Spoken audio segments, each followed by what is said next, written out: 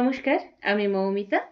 আমার কালিন্দী চ্যানেলে আপনাদের সকলকে স্বাগত জানাই। আমার গল্প পাঠ যদি আপনাদের ভালো লাগে তবে অবশ্যই আমার চ্যানেলটাকে সাবস্ক্রাইব করে দেবেন। আর যদি গল্পগুলো ভালো লাগে গল্পের নিচে লাইক করে বন্ধুদের সাথে শেয়ার করে দেবেন। সকলে ভালো থাকবেন, সুস্থ থাকবেন, ভালো ভালো গল্প পড়ুন, গল্প শুনুন, বই পড়ুন। আজকে আমি পড়ব সুনীল গঙ্গোপাধ্যায়ের একটি ছোট গল্প, তিনজন মানুষ। দড়াম করে দরজাটা ঠেলে ঢুকে পড়ল তপন। বাইরে টুলে বসা বেয়ারাকে বাধা দেবার কোনো সুযোগই দিল না। জেনারেল ম্যানেজারের উৎকট মুখভঙ্গি করে তাকালেন। তপন কিছুই গ্রাহ্য করল না, একটা চেয়ার টেনে নিয়ে তার ওপর পা তুলে দিয়ে বলল, কি বলছেন বলুন। জেনারেল ম্যানেজার মুখ গোমড়া করে বলল, কিছুই তো বলার নেই আমার, যা বলার তা তো চিঠিতেই জানিয়েছি। তপন পকেট থেকে টাইপ করা চিঠিটা বার করে হাত দিয়ে মুড়ে ছুঁড়ে মারল জেনারেল ম্যানেজারের নাকের ওপর। নাকে ঠিক লাগলো না, কানের পাশ ঘেঁষে চলে গেল সাঁ করে। ম্যানেজার অবাক হয়ে বললেন, এ কি, এটা কি করছেন? কি করছি বুঝতে পারছেন না? যা ইচ্ছে চিঠি লিখে পাঠালেই হলো। তপনবাবু, লিসেন, সব অফিসেরই একটা ডিসিপ্লিন আছে। খবর না দিয়ে এভাবে আসবেন না। সালা, তোমার বাবার অফিস, তুমিও চাকর আমিও চাকর, অত ফাট কিসের? জেনারেল ম্যানেজার বেল বাজালেন, চ্যাঁ চ্যাঁ। তপন ঘুরে টেবিলের ওপাশে গিয়ে বলল, কি ভয় দেখাচ্ছেন আমাকে? বেয়ারা ডাকবেন? I don't care. আমি লাথি মারি এই চাকরির মুখে। দয়া করে বেরিয়ে যান, আমি ব্যস্ত আছি। যাবো, আর কোনোদিন তোমার চাঁদ মুখ দেখতে আসবো না চাঁদু। আজ গঙ্গায় চান করে বাড়ি ফিরবো। এই জঘন্য চাকরিতে এতদিন ছিলাম ঠিক যেন নোংরা পাঁকে ডুবেছিলাম। ব্ল্যাক মার্কেটের কারবার। ম্যানেজারের আর মেজাজ ঠিক রাখতে পারলেন না, ফেটে পড়লেন, আপনি বেরিয়ে যাবেন কি না? Get out. তপন টেবিল থেকে ভারী পেপার ওয়েটটা তুলে নিয়ে রুদ্রমূর্তিতে চোখ পাকিয়ে বলল, চুপ, অত গরম দেখাচ্ছ কি? মেরে খপড়ে উড়িয়ে দেবো শালা। না, এভাবে নয়, এভাবে সে পারবে না।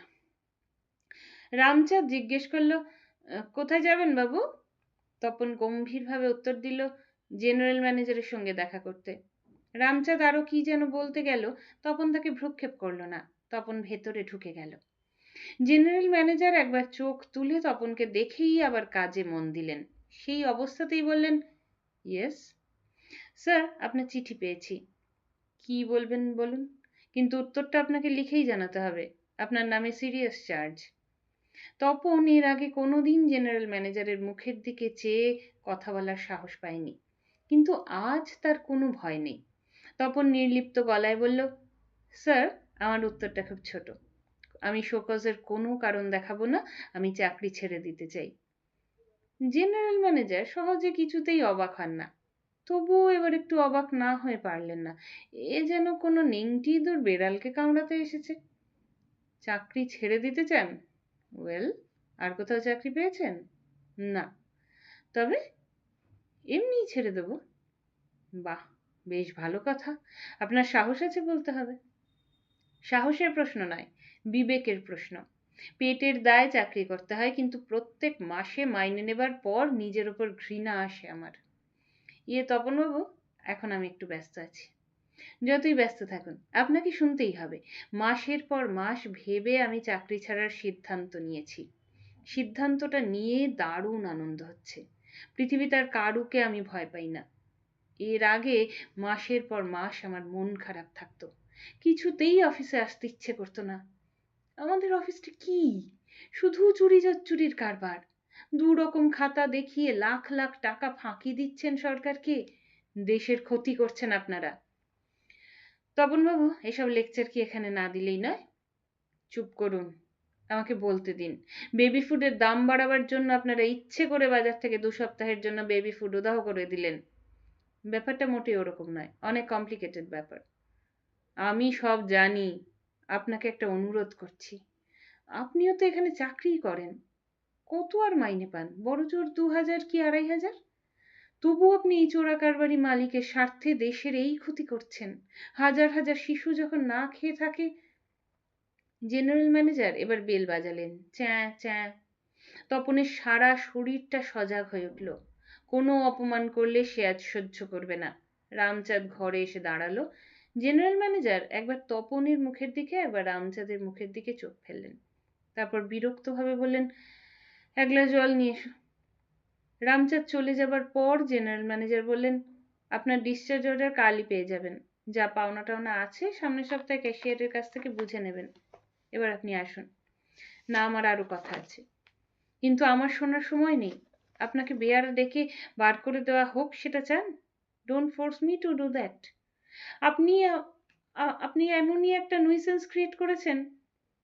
ভদ্রভাবে কথা বলুন। আমি আপনার চাকর নই। দৃশ্য আরেক রকম। তপন অনেকক্ষণ ধরেই জেনারেল ম্যানেজারের ঘরের সামনে ঘুরঘুর করছিল। রামচাঁদ মুখে খৈনি ঠেসে দিয়ে ঝিমুচ্ছে। তপন দু একবার কাছাকাছি এসেও ফিরে গেল। তারপর একবার কাছে এসে মিহি গলায় ডাকলো, রামচাঁদ। চোখ না খুলেই রামচাঁদ বলল, এখন দেখা হবে না। তপন আবার বলল, আরে শোনো না, তোমাকে একটা ভালো খবর দিতে এলাম। তোমার লিভারিজ অ্যালাওয়েন্স স্যাংশন হয়ে গেছে। রামচাঁদ চোখ খুলে বলল, হয়ে গেছে? হ্যাঁ, তোমার খাকি কোট, পেতলের চাকতি বসানো বেল্ট, জুতো কেনার জন্য তুমি ৫৪ টাকা বেশি পাবে বছরে। কিছুক্ষণ রামচাঁদের সঙ্গে এই বিষয়ে আলোচনা করার পর তপন চোখের ইঙ্গিত করে বললে, সাহেব আছেন? এখন ব্যস্ত, এখন দেখা করার মানা আছে। আমি মোটে ২ মিনিট কথা বলবো।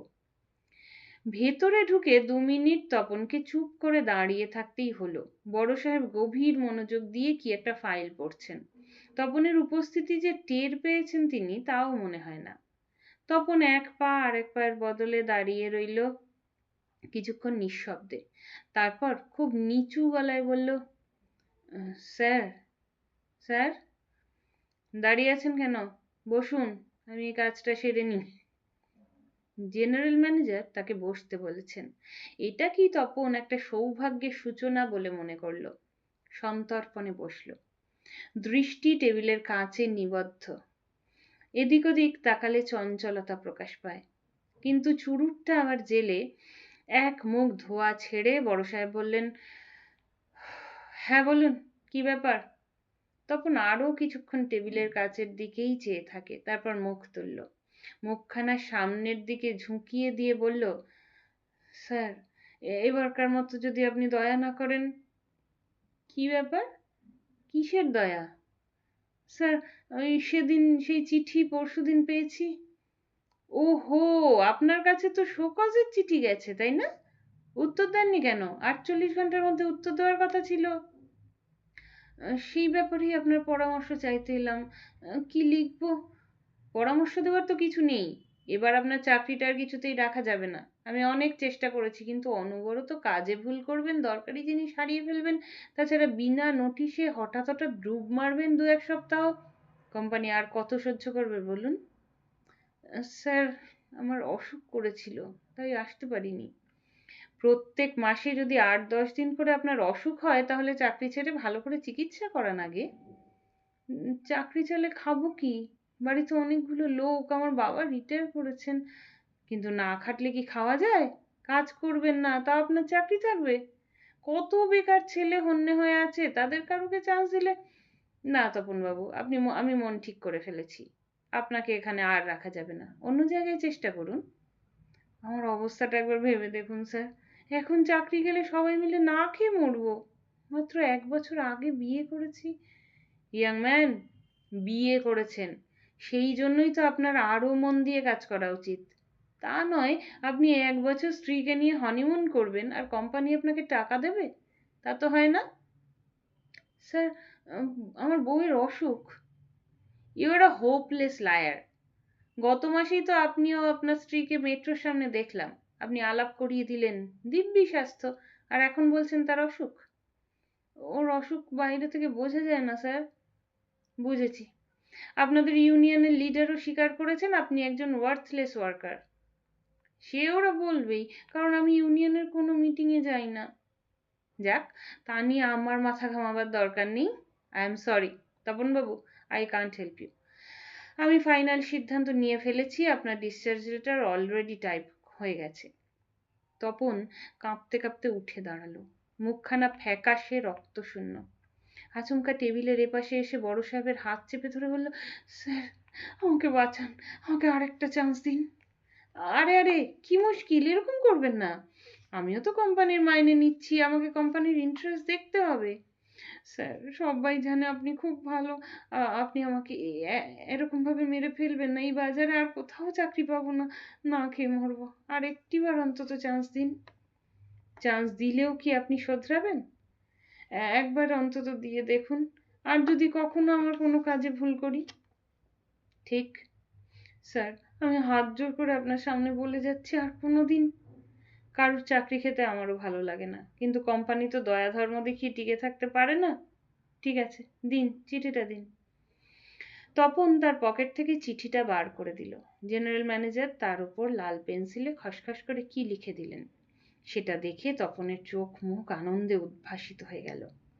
গদ গদ হয়ে বলল, স্যার কি বলে যে আপনাকে ধন্যবাদ দেব। ঠিক আছে ঠিক আছে, যান, মন দিয়ে কাজ করুন। যখন ও ঘর থেকে বেরিয়ে এলো তখন ও সারা শরীরটা থরথর করে কাঁপছে, এ যেন মৃত্যুর গহ্বর থেকে বেঁচে ফিরে আসা। বেশি উত্তেজনায় অনেকেরই বাথরুম পেয়ে যায়। তপনকেও এক্ষুনি বাথরুমে যেতে হবে। হন হন করে সে চলল বাইরের বাথরুমের দিকে।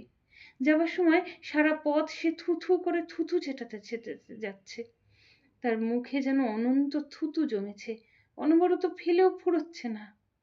বাথরুমে একটা বড় সাইজের আয়না। আয়নাটা মাঝখান দিয়ে ফেটে গেছে অনেক দিন, বদলানো হয়নি। সেই আয়নায় তপন তার ফাটা মুখচ্ছবির দিকে চেয়ে রইল খানিকক্ষণ, তারপর থু করে অনেকটা থুতু ছিটিয়ে দিল।